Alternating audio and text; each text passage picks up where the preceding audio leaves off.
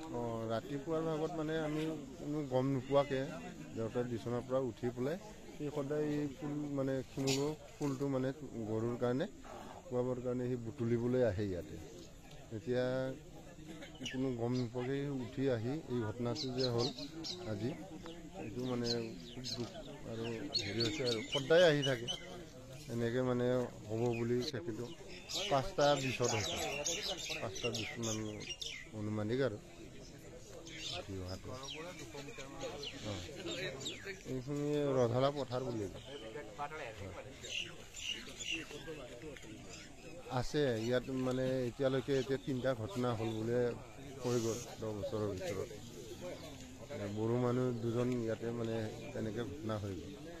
আৰু নেপালী সম্প্ৰদায়ৰ এজন মানুহজনৰ নাম, দেউতাৰ নাম শ্ৰী প্ৰবীণ বসুমতাৰী। নাই, এতিয়ালৈকে অহা নাই, খবৰ দিয়া হৈছে, আহি পোৱা নাই, আহিছে।